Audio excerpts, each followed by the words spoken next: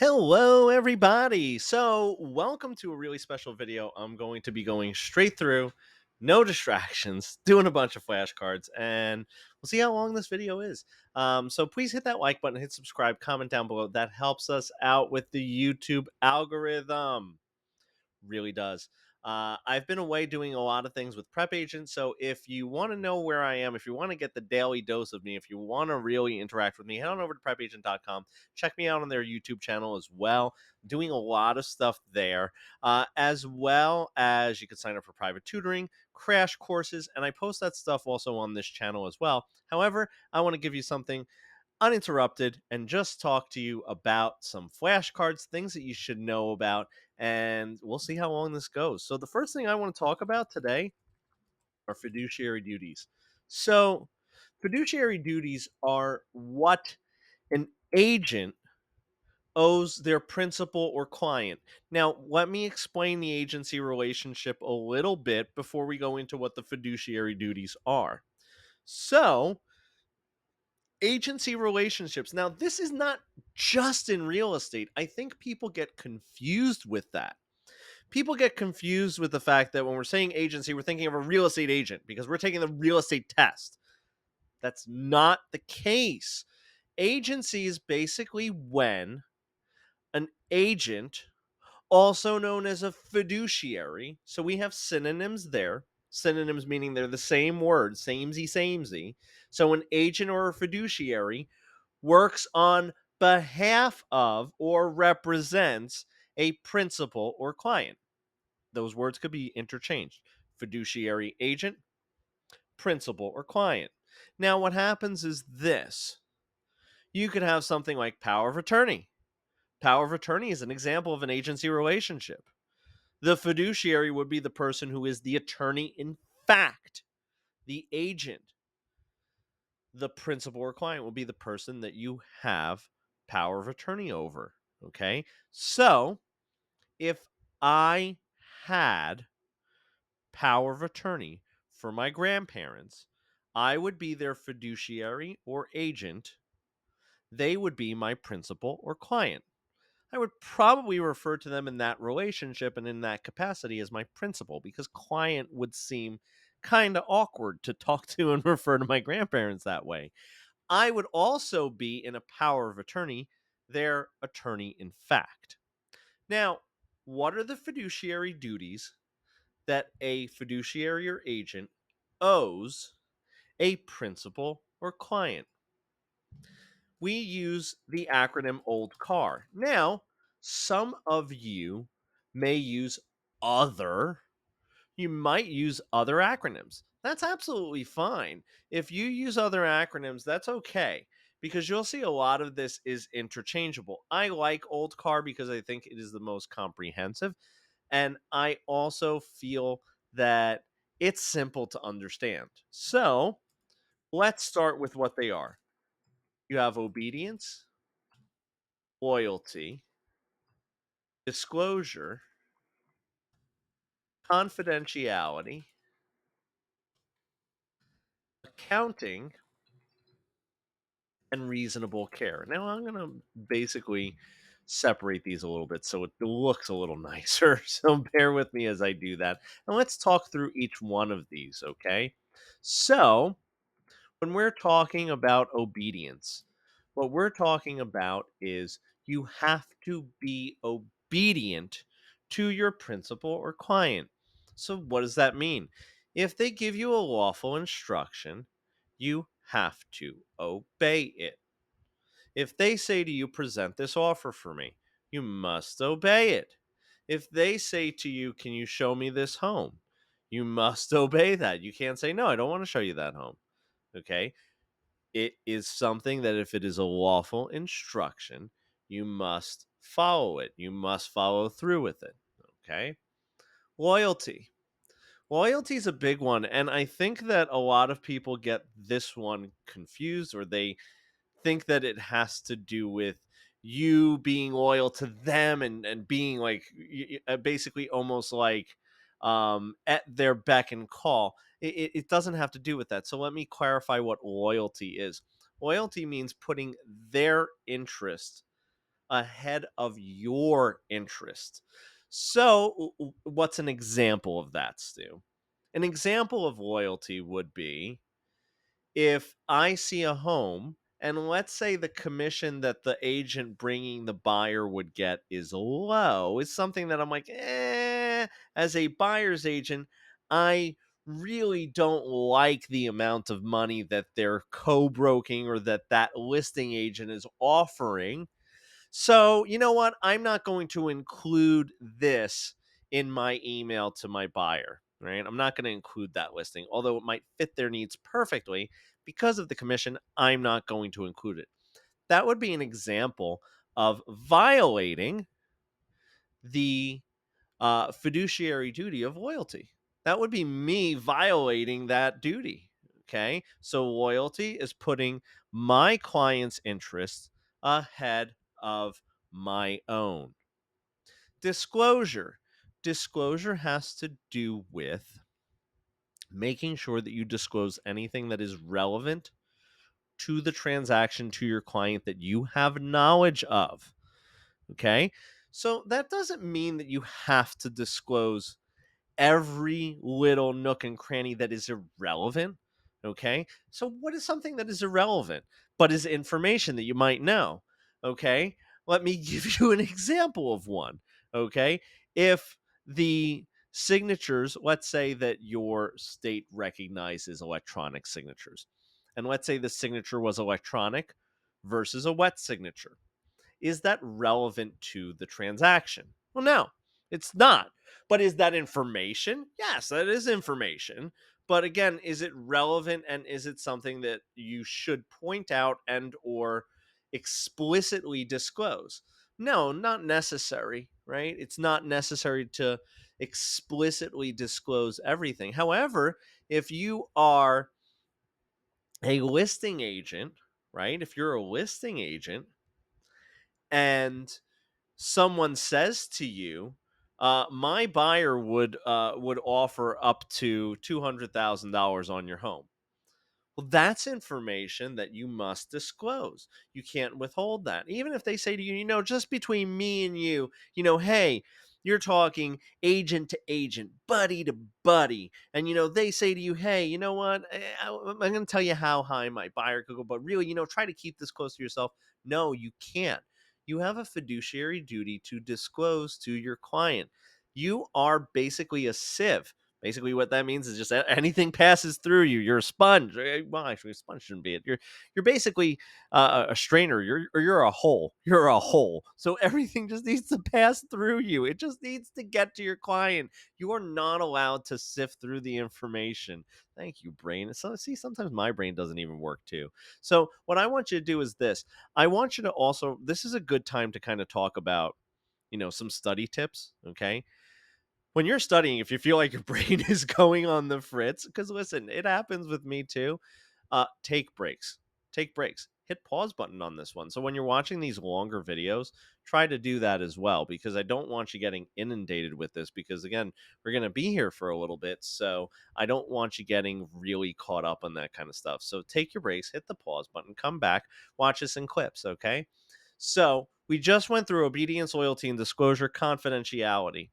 If it is not something that legally has to be disclosed, so if it's not a material fact to the transaction, it's not something that you have to disclose. So, what's not a material fact to the transaction? So, the fact that how much your buyer can go up, unless your buyer says to you, please share that information with the seller, then no, how much the highest that they could go, their ceiling is not relevant. So, you have to keep that confidential. Okay. If there's financial trouble and you're in contract and there's an issue where they might not get a loan or get approved for that, that's something that you should be disclosing, because that could be a potential material fact as a buyer's agent. Okay. If there's difficulties, if there's problems that are causing it to potentially not close, that might be something that would be relevant. So even if that stuff might seem sensitive, so like divorce situations, sometimes that happens where someone says, "Oh, the divorce itself isn't relevant." And you know what? you're right. The divorce itself isn't relevant unless it has a financial impact on this deal, and the deal actually closing or not closing has some sort of impact on that divorce that's happening. So that's something that you really do have to make sure that you're thinking of as you're going through these transactions and as you start practicing real estate. The next one is accounting. So what is accounting?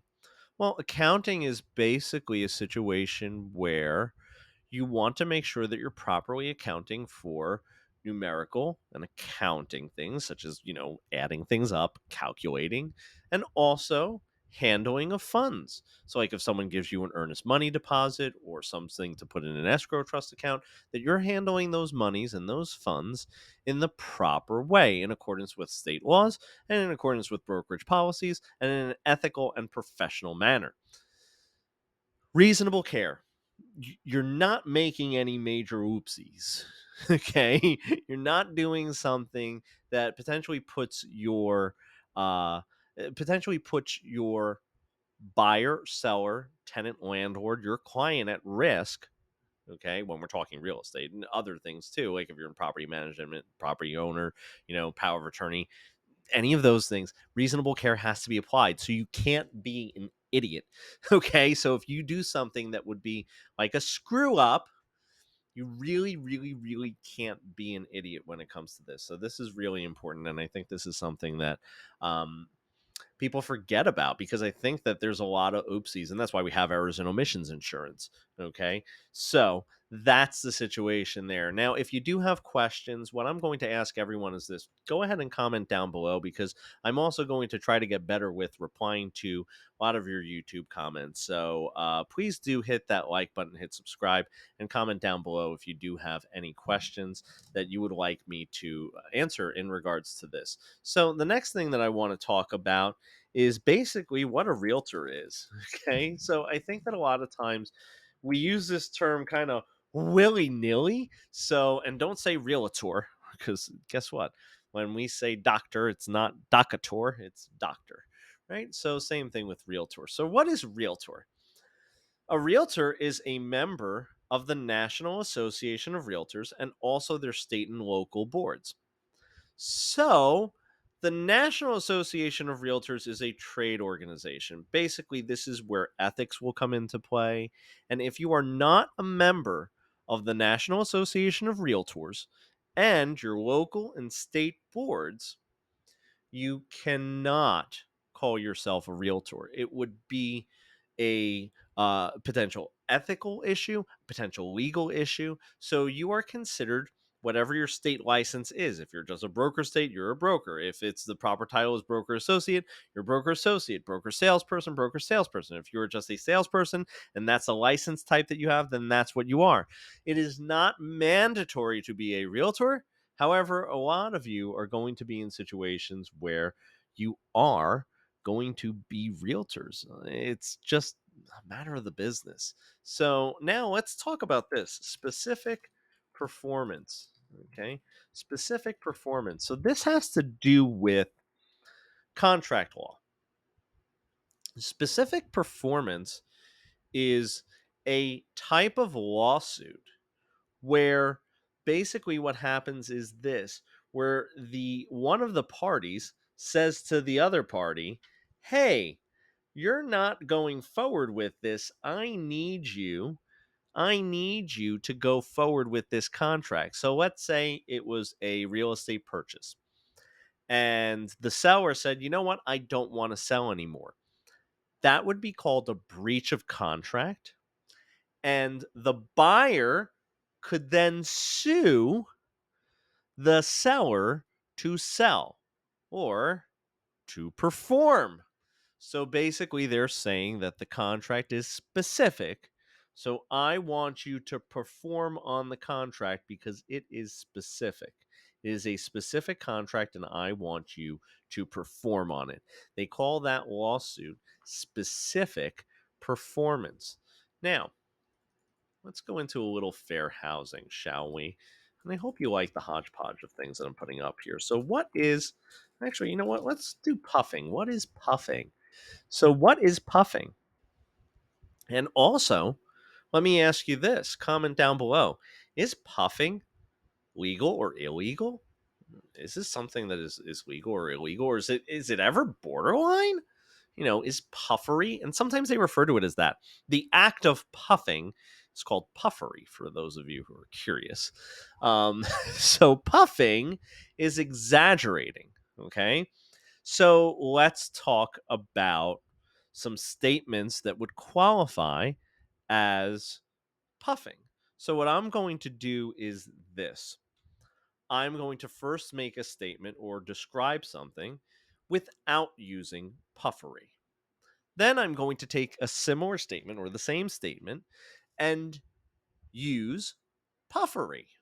So if I said, this is a 5 bedroom, 2.5 bath center hall colonial with lakefront views. Okay, it's lakefront. So it's a 5 bedroom, 2.5 bath center hall colonial with lakefront views. That would be a description of it. Now I'm going to use the same one, but I'm going to use puffing. This is a magnificent 5 bedroom, 2.5 bath home, center hall colonial with custom upgraded kitchen and the best lakefront views in all of town. That's puffing. So, in that comparison, was there anything illegal or unethical about how I described it when I used puffery? When I puffed? Was there anything that was potentially an issue? No, there really wasn't. But was it puffing? Sure. Sure, absolutely. It was definitely puffing. So, what happens is as long as you're not misrepresenting the property or causing there to be any fraudulent representation of the property, okay, puffing is fine. It's something that might be annoying, but puffing is something that you would see all the time in real estate. Now, let's talk about steering. And I love talking about fair housing because these are the type of questions. Steering is the type of question that you could definitely see, and you'll see it several different ways. So I'm going to talk about this a little bit. So first, we're going to define it.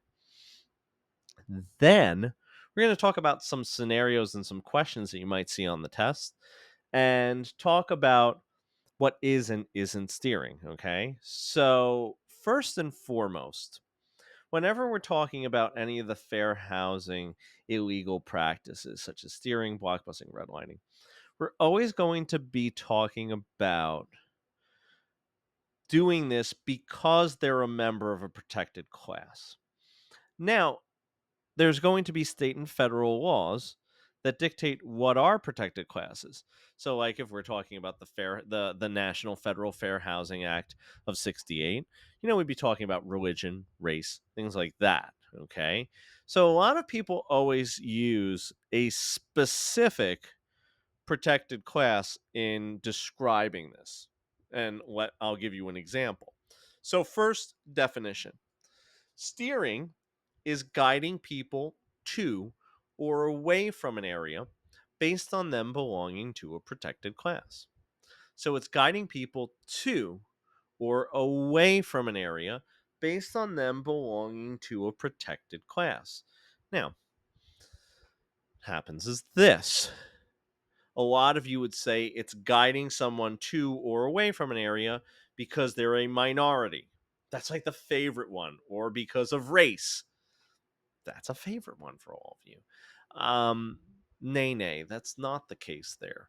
And what happens is because it's not just exclusive to being a minority or being of a particular race. It is not that. Okay, because again, you could have religion. If you look at some of your state laws, some of them are more encompassing than some of the national laws, right? So that's stuff that you have to understand. It's if you're a member of a protected class. Okay.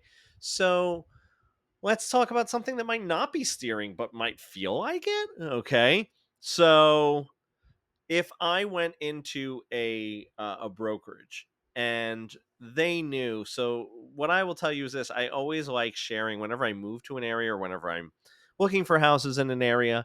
I always like to share with them, especially if it's for my family and I always like to share them a little bit about me.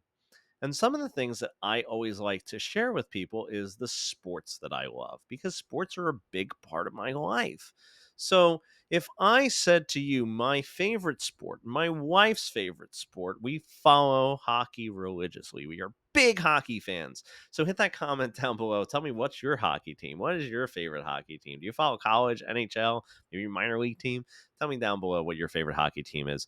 I'd love to hear that. And what I'll tell you is this: if I said to my broker, my prospective broker, I like to find a home and I'm a huge hockey fan. And I don't say, hey, I want to be by the arena. I don't want to be by the arena. And the agent takes it upon themselves to basically show me homes that happen to be in, only within 10 miles of the closest hockey arena because they think that's what I would like.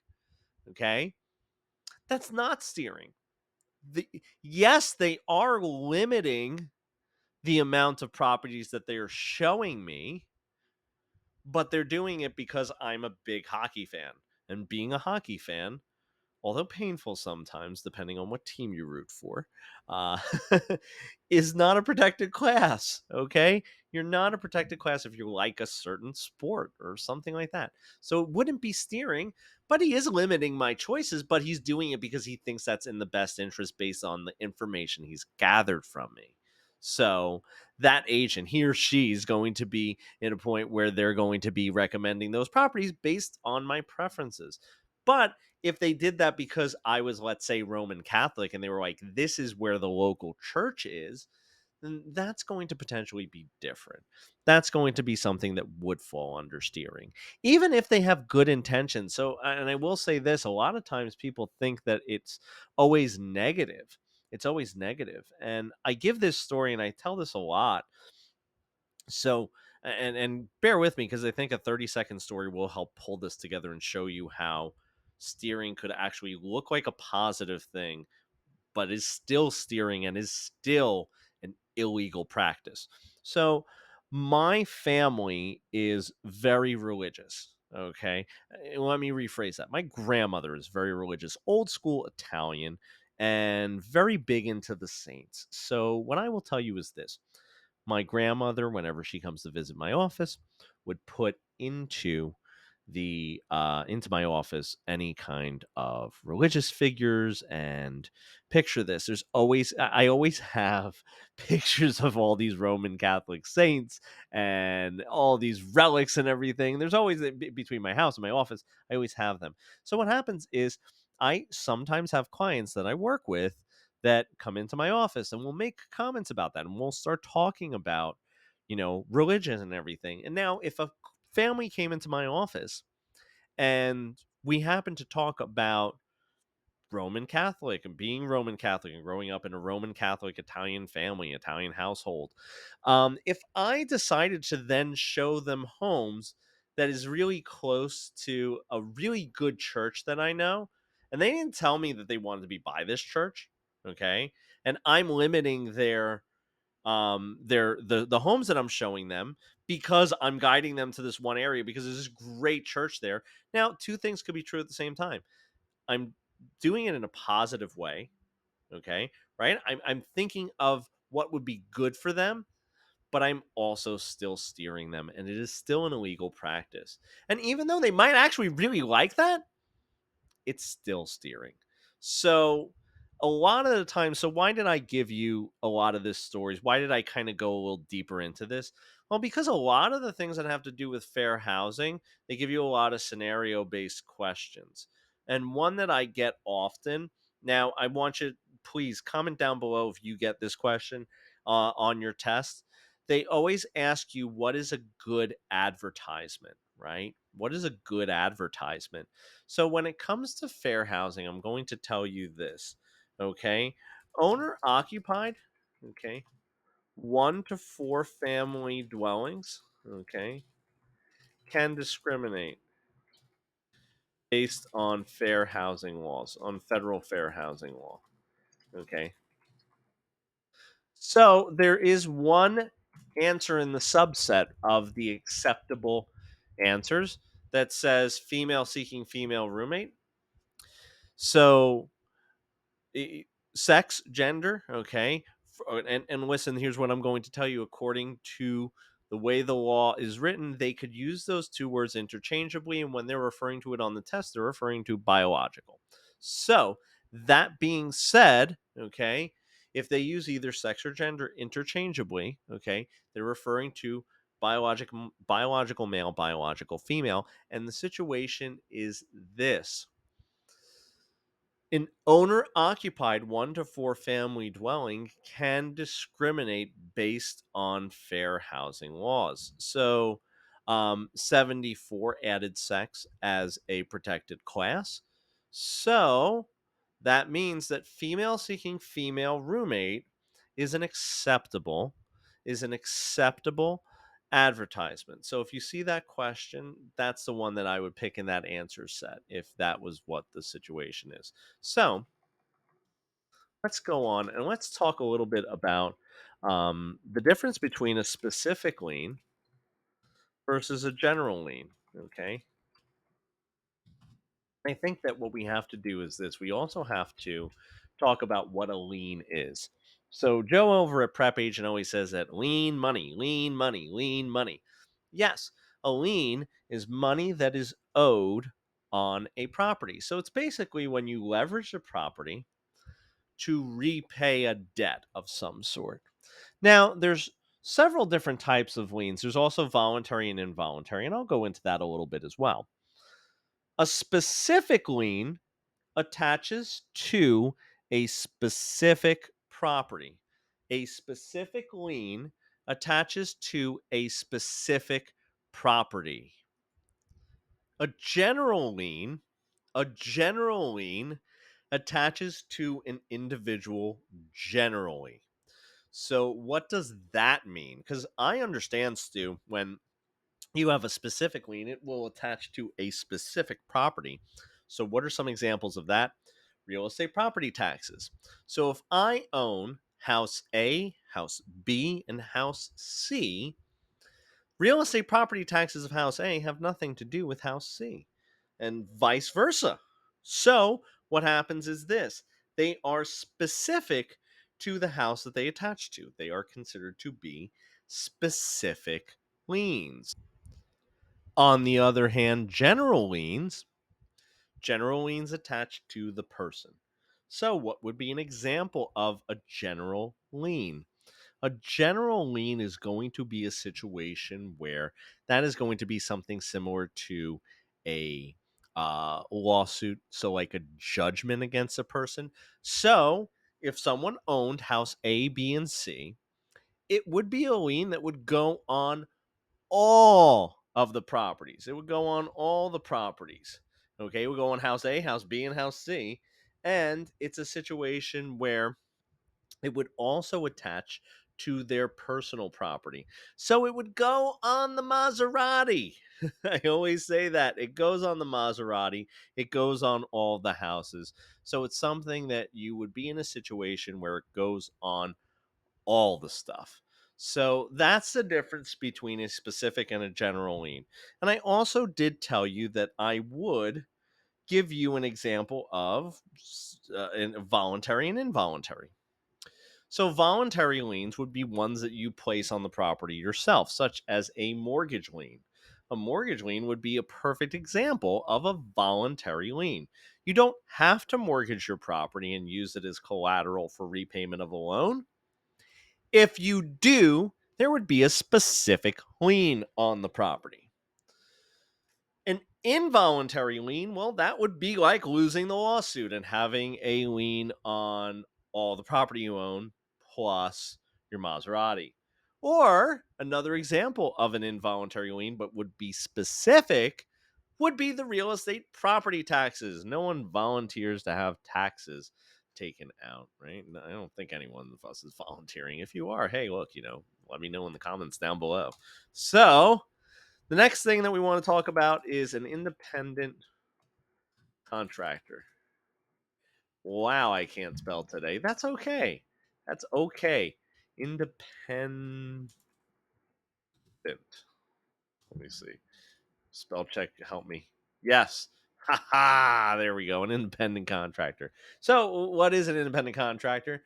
And why do we talk about it? And what could I see on the test and as far as an independent contractor is concerned? Well, a lot of you are going to become independent contractors. A lot of you are going to become independent contractors.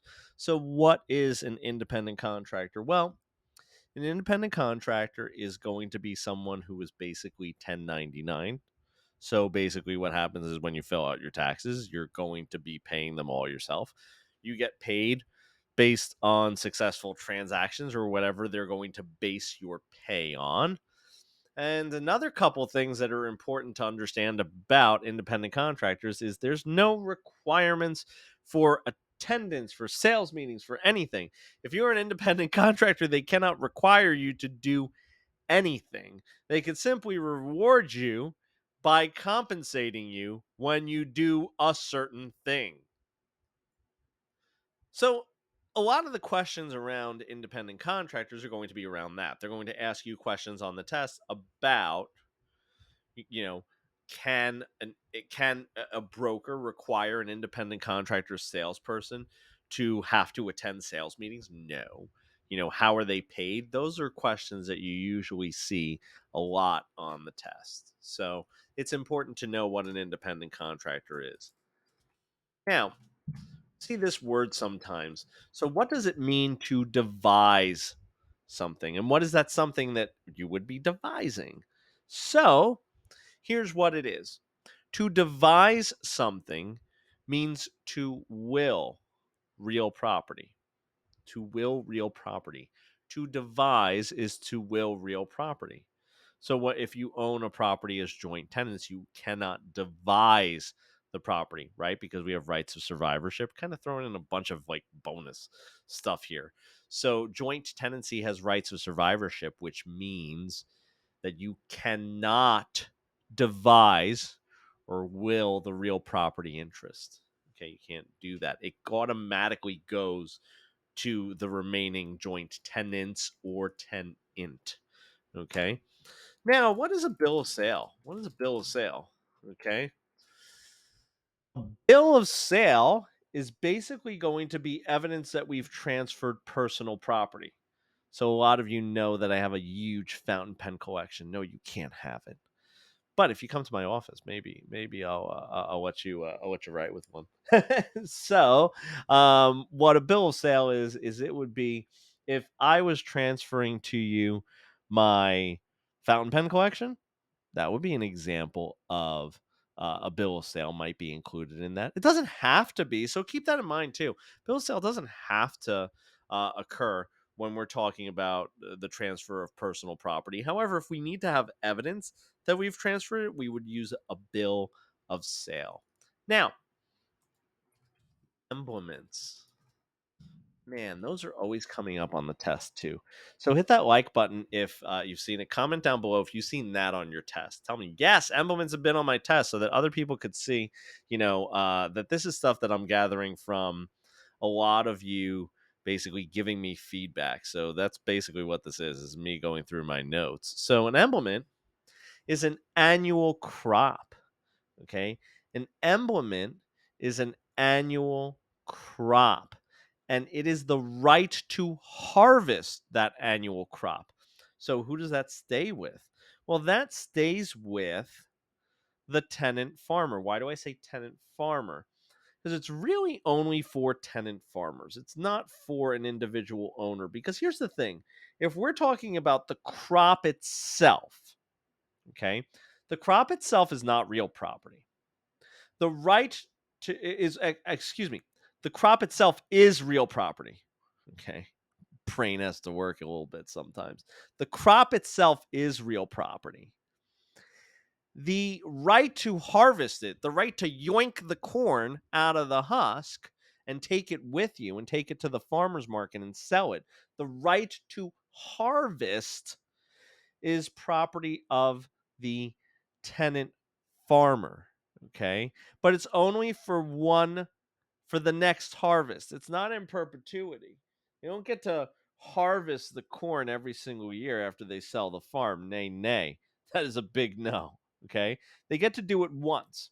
Why do they get to do it once? Well, because what happens is this, they call these, so crops, annual crops, are referred to as fructus industrials. And I'll write that down because I think that's important to know too. Fructus industrials. So what does that mean in Latin? Okay, that translated, that means fruits of industry, meaning that in order for the annual crop to bear fruit, you must apply industry or labor. So what they say is he who applied the labor gets to harvest it. Okay? But you don't get to do it in perpetuity, meaning, and what I mean by in perpetuity is forever, right? You don't get to do that. You get the next harvest. So let's say, you know, January, you sowed the field, you did what you had to so that you could reap the harvest in the fall. Well, what happens is you've already put labor, money, and costs into the harvest that has yet to be harvested, the corn that has yet to pop up out of the husks. So you got to get that corn because you put money into that. Okay, so that's why the court of law says that that's considered, implements are considered personal property, and they go with the individual for the next harvest. Okay, now I know this is another one that students ask me all the time. So front foot, or sometimes called frontage. Okay.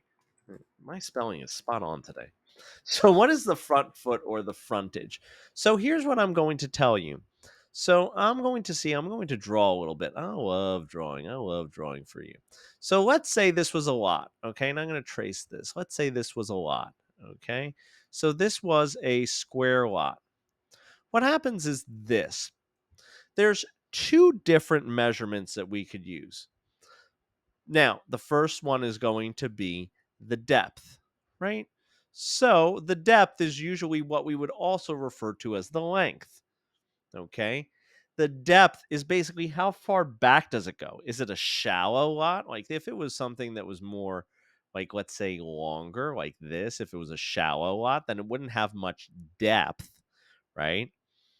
But what happens is this. So that's the depth, how deep it goes, how far back it goes, front to back. The front foot or the frontage is the width, or basically the part of the property that's going to abut or be right up against the street. Okay. So that's what they would call the front foot or the frontage. So it's basically just a fancy way to say width instead of saying width. I have the hiccups now. Excuse me. So let's talk about what a trade fixture is. Okay, what a trade fixture is. So a trade fixture is going to be something that resembles a fixture. It's one of the reasons why fixture is in the name, right?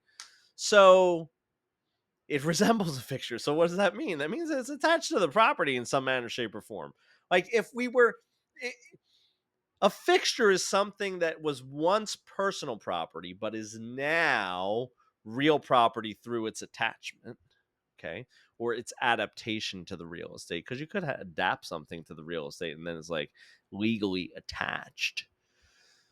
A trade fixture is something that looks attached, but because it has to do with a business, it's not going to be considered a true fixture. It's going to be considered a trade fixture, which is also just simply put personal property of the business. So, a trade fixture is considered personal property. Okay. It's considered personal property of the business. So, what are some examples of that? We always say dentist chairs, salon chairs, all that kind of stuff. As long as it is removed prior to the lease ending and the property is restored to its original condition, originals, okay, then what happens is this, it's a situation where the business has every right to take that dentist chair, the salon chair, the pizza oven, okay, whatever it is, they have the right to take it with them to their next or future business, or just sell it. They could just take it and sell it. They could do that too. Okay. That's why whenever you see like some of these big retail stores going out of sale, why are they selling like the shelves and everything like included with the store? Because that's theirs. They could do all that, even if it's attached to the walls, anything. It doesn't matter. They could sell all that stuff because it's a trade fixture. It's a trade fixture. So, something else that I was talking to a student the other day about was easements, and we were having a good conversation about it. Easements are, and here's what I'm going to tell you. I'm going to explain to you what students usually say to me that an easement is. So I'll give you like the hit list of what I usually get as far as that definition, right? I usually get that what was I going to say? That it is a situation where the easement is someone is allowed to use someone's property. Okay, it's possible. It's possible. Okay, it's possible. Then someone also says, "Oh, it's when you own a part of their property and you could use it." Nay, nay, not necessarily ownership. Okay, actually, it is an ownership. So, what is an easement? What is an easement? It is a permanent right to use someone else's property. It is a permanent right to use someone else's property. Now, everyone says to me too, easements run appurtenant. And I'm going to tell you this. Let me tell you just one thing. Not all easements run appurtenant. Stu, what? Not all easements run appurtenant. So, what do I mean by that? So, what I mean by that is this. Appurtenant means that it runs with the property, right? And think about the simple definition of an easement we just gave you.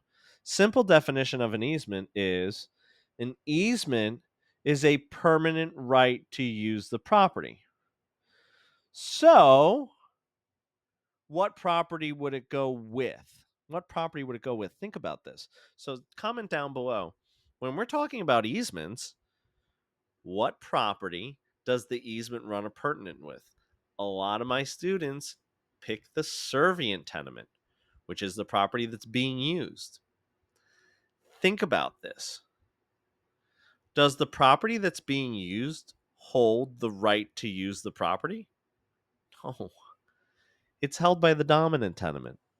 So it runs appurtenant or runs with the dominant tenement. If it ran with the servient tenement would just cancel it and say, no, let's rip that piece of paper up, rip that thing up.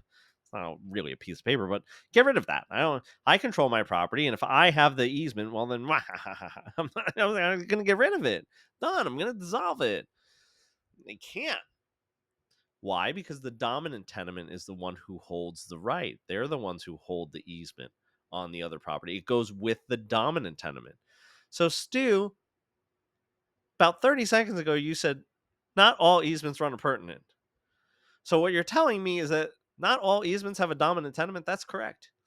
Easements in gross do not have dominant tenements. Now, you're all probably thinking, easements and gross are for utility companies. Correct. So there's not a property that the easement runs with. It goes with an individual or an entity. Typically, it's an entity, but it could be that Bob Smith has the right to cross this property or to go onto this property. There could be a litany of reasons. A litany is just like a cornucopia, a lot of different reasons why Bob Smith could have that. But an individual could hold an easement in gross. It's just the identifier of an easement in gross is that there is no dominant tenement. There is no property that is benefiting. It's an individual or entity, and it's typically an entity, hence why we always talk about easements in gross as being utility companies, right? As being utility companies. So, I like that one. I like that conversation that stemmed from that. That was a really good one that I was having with one of my one-on-one students. And also, what I'll tell you is this: down below in the description, you'll see links to private tutoring sessions, my cram courses, all that kind of stuff. So please, please, please feel free to jump on, join some of those. I do a lot of those on Prep Agent, so you can find me there. I'm always active every single week. You could sign up for private tutoring sessions, cram courses, and live webinars that I host on Prep Agent, and I host those weekly. So I do suggest that you head on over to that. I'm very active there, and you'll see me on their YouTube channel as well. But I wanted to give back to you a little bit. Why did I put S cheats? S cheat. Okay. So what is S cheat? What is S cheat? Well, this is one of the government powers. Okay. This is one of the government powers. And the government powers, how we remember them, and I'll actually tell you the acronym we use, okay, is PEAT, right? And that's police power, eminent domain, taxation, and escheat. So you know what we're gonna do? You know what? Let's why jip you on this? Why not go through all of them? We'll start with escheat, and then we'll go through the rest of them. So escheat is the government's right to take your property when you die intestate without a will and with no heirs, no next of kin, nobody, and the government will take your property. The government basically what happens is this. We'll talk about eminent domain, but they're kind of it's the same end result. It's one is reactive, one is proactive. S cheat is reactive. You're basically forcing the government's hand. You're forcing them to say, all right, I guess there's nothing else I can do with this property. I guess I'm going to have to take it. So that's S cheat. Okay. How some people also remember that. Okay. And I like this one. And the student gave it to me a while back, many years ago. The state cheats you out of the property, right? They cheat you and your family out of the property. So let's go bottom to top. Next one is taxation. Man, do I have to tell you what taxation is? It's kind of like that's the one that's like a no-brainer. I don't think I've ever really went in depth on taxation as a government power, but the government has the right to tax your property, okay? To tax you as an individual, to tax your income, to tax purchases and goods that you make within the state, within the county, okay? So all that stuff you are subject to taxation. Eminent domain. Eminent domain. Now, eminent domain, and remember, I want you to be mindful of something as you're listening to this video and all of my other videos as well. I'm very deliberate when I talk about certain things and when I use certain words. So I said that PEAT is the acronym that we use for the government powers, right? The government powers. So when I tell you that these are the government powers, these are basically the government's rights, okay, when it comes to your property, when it comes to, basically governing, what happens is this that's basically a situation where these are the innumerable these are innumerable why am I using that scratch that I'm just having one of those days. These are the rights the government has to control your property basically, and these are the rights that the government has. So listen to what I'm going to say. Eminent domain is the government's right to proactively take your property for a higher and greater public use. It is the government's right to take your property for a higher and greater public use. So they could come into your property and say, gimme. Now they have to compensate you, and there's a process they have to go through. So listen to what I'm about to say. The right is eminent domain, the process is condemnation. Okay. So when they exercise their right of eminent domain, they are going to condemn your property. They're going to condemn your property. Your property will go through the process of condemnation. And it's a situation where eminent domain is the government's right that they would be exercising. The last one is police power. So police power is kind of a broad one. It kind of gets a little crazy, all the things that fall under police power. They have the right to enact zoning, rent control, all these kinds of things. And basically, they do it under the umbrella of the general welfare and health of the community. Okay. The general health and welfare of the community is basically what they state as the reason why they could do and control all those things. So basically, it comes into play where they basically say with police power, okay, you can't build the daycare next to the nuclear power plant. Naughty, naughty. That would be zoning. They also have rent control in certain areas that would fall under police power. The fact that you can't build a building with an electrical outlet in the bathtub, general health and welfare of the community, that would just be silly and crazy talks. Okay, those would be on building permits, and that would be something that would fall all under police power. Okay, so that is our government powers in a nutshell. So again, remember, eminent domain is proactive. The government's coming to take your property. In cheat, the state cheats you out of the property, but reactively. You're not really giving them a choice. Okay. So now let me ask you this. What is radon? And also tell me down below, have you seen questions on the test about radon? And what kind of questions have you seen? Because I know that some of the hazardous materials, you sometimes see different questions. And let me actually delete one of these lines so it makes it really nice and center beautiful. Look at me. That's my OCD working. So radon is a naturally occurring radioactive gas. Stu, that's scary as all get out. So you're telling me there's naturally occurring Hulk juice air coming in through the just everywhere. Yes, I'm saying that. Yes, I'm 1000% saying that. 100% that's it. Okay, there's just coming up from the bedrock soil underneath the ground. There is radon. Stu, if it's radioactive, why aren't we just all dead, crazy, going Hulkamania? why is that just not happening? Well, what happens is this: when it naturally occurs, radon is not harmful when it dissipates into the air. It's harmful when you put like a structure on it, like a house, and it builds up in high concentrations. So if the concentration levels get too high in a particular home, what happens is this: they will remediate. They'll basically drill a hole in the lowest part of the home, and they basically pipe it out to the side of the house, and they put a fan in there, and it's basically PVC pipe with a fan and sealant. Like, and as crazy as it sounds, that's basically what it is. That's basically what it is. It's basically, think of it this way: it's your house is a hot air balloon, and what they do is, the problem is that the hot air is just building up. The radon is building up and cooking in high concentrations in the home.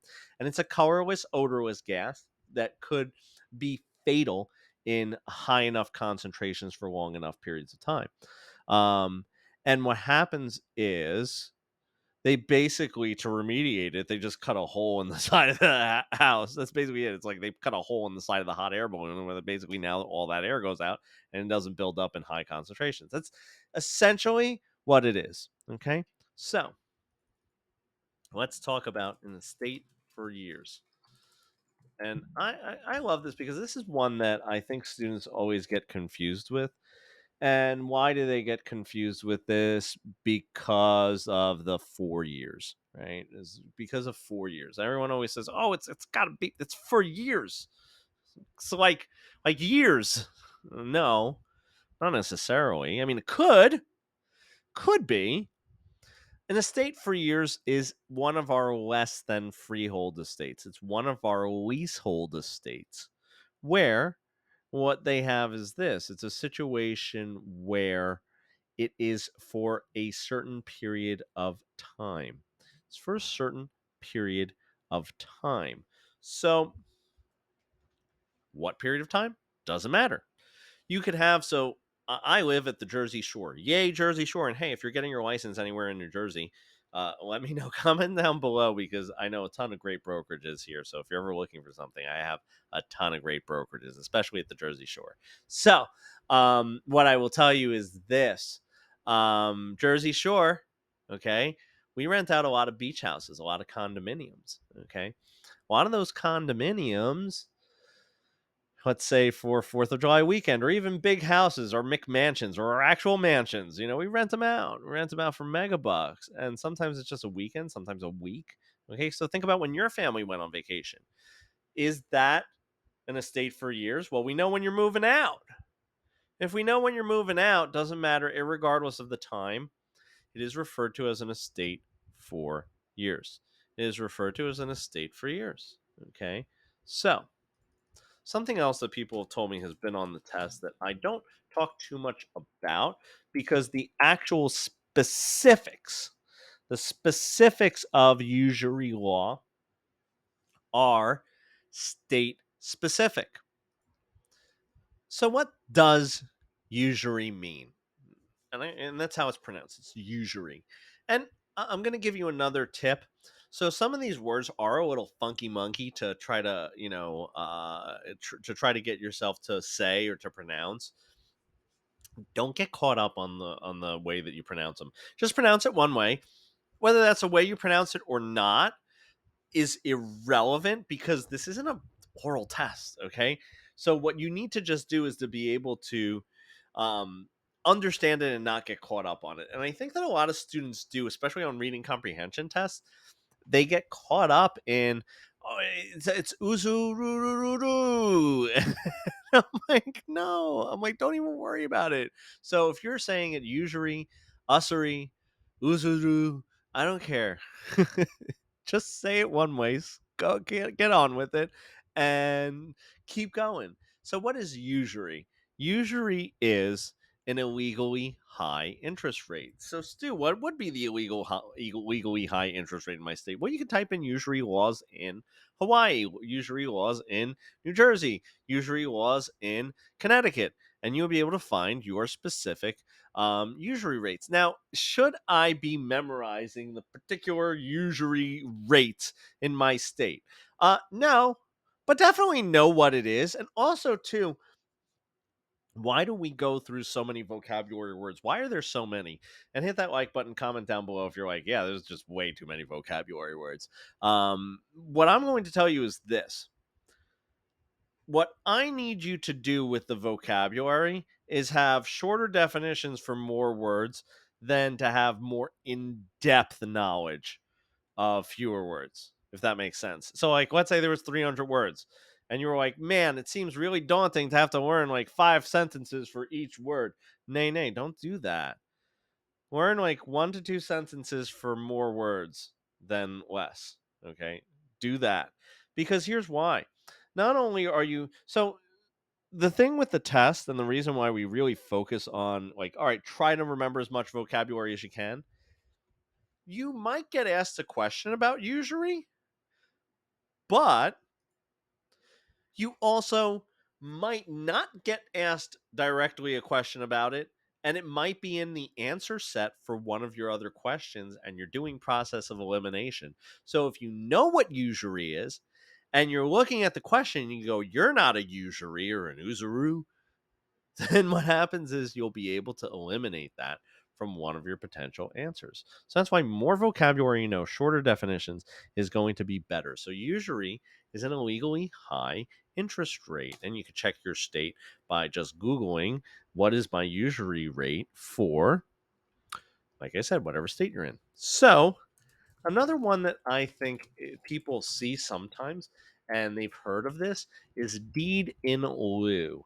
Deed in lieu. So, what is deed in lieu? So, it's the full name of it, okay, is deed in lieu of foreclosure.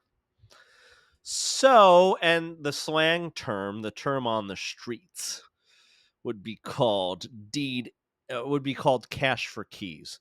What does that mean? That means literally what I just said. Basically, a bank or a lending institution, a financial institution, is about to foreclose on a home. Meaning they're about to take it. They're about to say, all right, you know what? You've been naughty, and you haven't paid us, so we're gonna come in. We're gonna take the property. So what happens is this: the bank first says, look, we don't want to foreclose. So why don't they want to foreclose? Why don't banks want to foreclose? Number one, it's pricey. Number two, it's a headache. Number three, it takes time. Banks don't like those things. Okay. So what they're going to do is they're going to say, hey, look, we're going to spend, and I'm using figurative numbers, and sometimes it's literal. They'll say this, look, you know what? It's going to cost us $10,000 to foreclose on your home. Right? It's going to cost us $10,000 in hiring people, figuring this out, time, all that kind of stuff. Uh, we'll give you $5,000 if you just give us the keys right now. And we avoid the foreclosure process. You give us the deed in lieu of us having to go through the foreclosure process. I have seen deed in lieu or cash for keys that are as high as 50,000. One of my near and dear mentors, I'm going to call her a mentor, Gina. She did a amazing smashing program for deed in lieu and worked with a lot of foreclosure properties, a ton in New Jersey and actually across the country. Built one of the most massively successful foreclosure programs I've ever seen. So if you ever have questions about that, as I said, I do have some really great point of contact. So always feel free to reach out and comment down below. Like I said, I know I'm asking you to do that. Hit that like button, hit subscribe, because it helps me out. But also, too, I do want to get better at commenting and replying to all of you. So the more times that you actually hit me up in the comments, it keeps me honest as far as my promise to you. So if you have a question about like a broker or anything like that, feel free to comment down below because I'd love to help you out with that. So deed in lieu is basically exactly that. The homeowner, the person who is in default, who hasn't paid, can literally sign over deed and in lieu of there being a foreclosure. And lieu means basically in place of there being a foreclosure, instead of foreclosing. And I do realize that some of those words, again, you don't necessarily know what they are. So that's a great thing too. If you ever see there's a word and you don't understand it, comment down below. As I said, I'm going to try to be better on that. So what is a promissory note or just a note? Or note, you know. Is it like your post-it notes, Stu, that you love? Yeah, it's kind of like my post-it notes, kind of. So a promissory note or a note is a evidence of debt. Basically, what it is this: it's a situation where the whenever you take out a loan or someone lends you money, they're basically going to uh you're going to probably give them a note or a promissory note of some sort, and that just serves as evidence of debt. It's I owe you money. Okay, that's it. That's exactly 100% what it is. So, and that's for any loan, anytime you take out a loan. So whether it's a home loan, a car loan, a business loan, any type of loan, as long as when you get the money, the lender's probably going to ask you, hey, you need to give me a promissory note or a note. Either one of those, they're interchangeable. Okay, they're interchangeable. So, what is the FHA? What does the FHA do? Now, a lot of people say that that's a fair housing authority. Authorita. It is not fair housing. It is a federal housing administration. So, what is it that they do? Well, I think whenever we're talking about the FHA, we have to talk about FHA loans. So we're naturally going to kind of go down this road. Okay, we're just going to talk about it. We're going to have a conversation about it. And in turn, I think that we're also going to talk a little bit about conventional loans, things like that. So, what I'm going to do is first and foremost talk about, again, the situation with what is the FHA? What is their role? What do they do? And again, they're going to come into play with FHA loans. So, a couple of things that I want to make sure we clarify. The first thing that I want to make sure that we clarify is an FHA, the FHA, the Federal Housing Administration, that's written out, that's what it is, does not lend money. Say it loud, say it proud, everybody. The FHA is not a lender. They are not. So, what I will tell you is this: the FHA is an insurance company. What? They're a government insurance company. Yep. Yep, yep, yep, yep, yep, yep, yep, yep. So here's what happens with the FHA.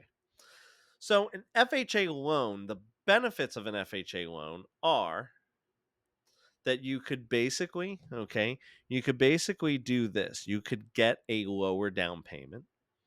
Okay, you get a lower down payment. You could also potentially qualify with a lower credit score. So you don't have to be a stellar buyer. You don't have to be stellar at all to qualify for an FHA loan. So what happens is, imagine this. So I'm going to paint a story. The story is this.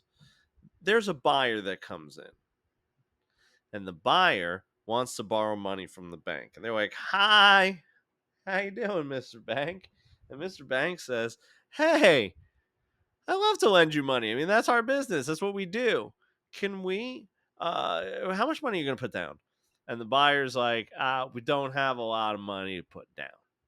And the bank's like, "Oh, all right. Well, how's your credit score?" And the borrower's like, 7.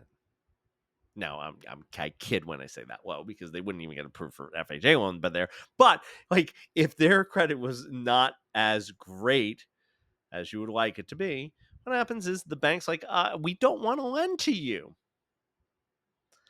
It's too much of a risk. So what happens is the FHA steps in and says, "Hey, Mr. Lender, look, I know that they're not really a fantastic, wonderful, amazing, fantastic buyer, but we'll vouch for them. We'll insure the loan. And in turn, what happens is this." So, like, the FHA doesn't just insure the loan out of the goodness of their heart, they will charge the borrower MIP, which stands for mortgage insurance premium. No, I'm not getting it confused with PMI. Okay. And what happens is they charge them that for the life of the loan. So if it's a 30-year loan, they're going to be charging it to them for the life of the loan.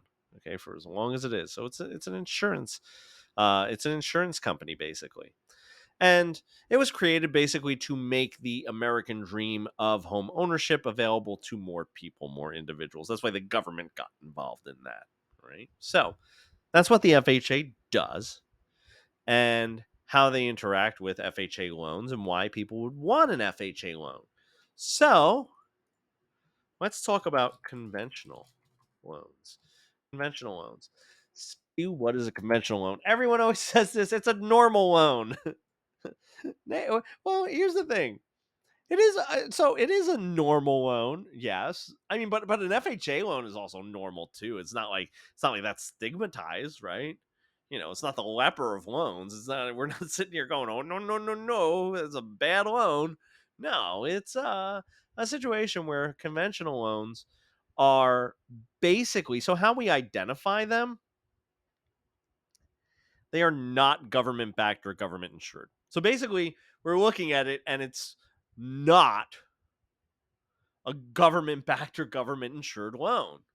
So if it's not a government backed or insured loan, then what happens is this: it's going to be considered conventional.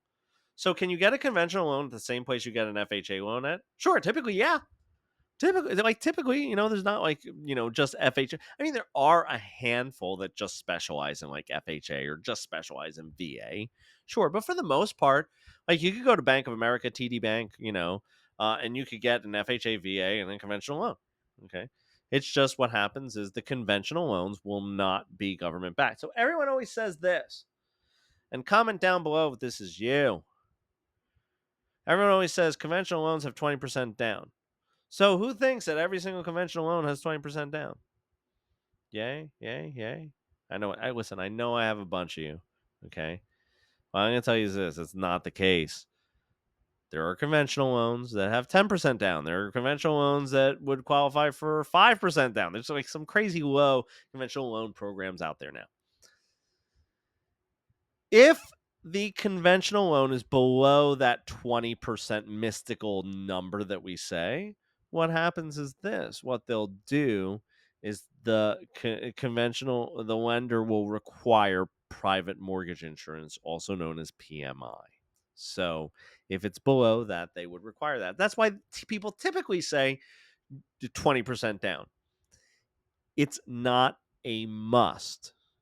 Does that make sense? I hope that does. So hit that like button if it does. Now, let's talk about, I'm going to do one or two more, and then we're going to wrap up today. So let me ask you this. What is a deed?